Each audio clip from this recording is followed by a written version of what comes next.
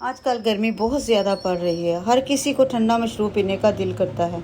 ऐसे मौसम में अगर घर का बना हुआ कुदरती शरबत मिल जाए तो मज़ा ही आ जाए। आज हम आपके लिए लाएं मज़ेदार शहतूत का शरबत, जो मुकम्मल केमिकल से पाक और बाज़ार के मशरूबात से कहीं बेहतर है। शहतूत में विटामिन सी, आयरन और एंटीऑक्सीडेंट्स पाए जाते हैं। ये जिस्म को ठंडक देता है और कमज़ोरी दूर करता है। बिस्मिल्लाहिर्रहमानिर्रहीम, अस्सलाम वालेकुम। मैंने यहाँ पर आधा किलो शहतूत लिए हैं। सबसे पहले इनको अच्छी तरह धोकर इनकी मिट्टी और डस्ट वगैरह निकाल दी है। अब शहतूत साफ़ और खुश्क हो चुके हैं। अब इनकी डंडियाँ अलग कर लेनी है और इसके लिए एक बहुत ही आसान ट्रिक है। मैं फोक की मदद से एक शहतूत की डंडी फंसाकर हल्के से खींचती हूँ और देखिए कितनी आसानी से डंडी निकल जाती है। इस तरीके से बहुत जल्दी सारे शहतूत तैयार हो जाएंगे। तो यहाँ पर देखें सारी की सारी डंडियाँ मैंने अलग कर दी हैं जो हमें नहीं चाहिए। अब चलते हैं नेक्स्ट स्टेप की तरफ। सबसे पहले कढ़ाई में मैं 1 कप पानी डालूंगी। उसके बाद मैंने जो शहतूत तैयार कर रखे थे वो इसमें ऐड कर देंगे। इन्हें मीडियम आंच पर तकरीबन 10 मिनट पकाएंगे ताकि शहतूत अच्छी तरह नरम हो जाए। 10 मिनट बाद जब ये नरम हो जाएं तो इन्हें ठंडा होने दें। फिर ब्लेंडर जग में डालकर अच्छी तरह ब्लेंड कर लेंगे। ब्लेंड करने के बाद अब इसे स्ट्रेन करेंगे ताकि बीज और रेशा अलग हो जाए और ये बिल्कुल स्मूथ पल्प तैयार हो जाए। वैसे ये शहतूत ठंडक देने वाले फलों में शुमार होता है। ख़ास तौर पर जिन लोगों को मिद्दे की गर्मी या जिगर की गर्मी का मसला रहता हो, इनके लिए ये बहुत फ़ायदेमंद माना जाता है। गर्मियों में शहतूत का इस्तेमाल जिस्म को ठंडक पहुँचाने में मदद देता है, इसलिए इसे अपनी डाइट में ज़रूर शामिल कीजिए। और जब इतने फ़ायदों के साथ इतनी मज़ेदार रेसिपी बन जाए तो फिर ज़रूर ट्राई बनती है।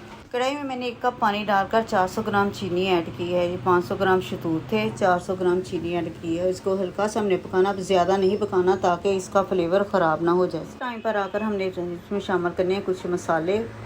1 टीस्पून इसमें मैं ऐड करूँगी काला नमक और 1 चुटकी सफ़ेद नमक।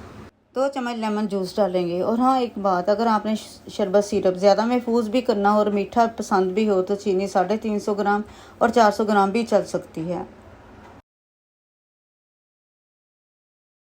बाकी आप अपनी पसंद के मुताबिक कम या ज़्यादा रख सकते हैं। पानी भी मैंने ज़्यादा नहीं डाला, कम डाला है। बस इसे हल्की आंच पर 2 से 3 मिनट मुसलसल चलाना है ताकि सब चीज़ें अच्छी तरह बाइंड हो जाएं। नमक, लीमू और चीनी, इनका फ्लेवर एक साथ सेट हो जाए। अब ये थोड़ा पतला लग रहा है लेकिन खुद ठंडा होने के बाद खुद ब खुद ज़्यादा गाढ़ा और सेट हो जाएगा। यहाँ पर आप देख सकते हैं ठंडा होने के बाद ये कितना अच्छा सेट हो गया। अब इसे किसी बोतल में डालकर आप फ्रिज में रख सकते हैं। ये 10 से 15 दिन तक बिल्कुल ख़राब नहीं होगा। अब गिलास में आइस डालें, उसके बाद इसमें पानी ऐड करें। अब जो नतीजा निकलेगा वो होगा ठंडा रिफ्रेशिंग शरबत, बैलेंस्ड स्वीटनेस टैंग और गर्मी से फ़ौरन ताज़गी देने वाला ड्रिंक। यही असल गर्मी तोड़ शरबत होता है, जो पानी और आइस तीनों एक साथ मिलकर बैलेंस में आ जाए। एक अहम बात, जब आप गैस बंद कर दें इसे फ़ौरन बहुत ठंडी जगह या फ्रिज में ना डालें। पहले इसे रूम टेम्परेचर पर खुद से कूल होने दें ताकि इसका टेक्सचर ख़राब ना हो। ज़रूरी नहीं है हम बाहर से ही मशरूबात ख़रीदें। घर में ताज़ा फलों से जूस भी बनाना वाकई बेहतर होता है, क्योंकि ताज़गी ज़्यादा होती है, मसनूई चीज़ें कम होती हैं और कंट्रोल आपके हाथ में होता है, चीनी, नमक वगैरह।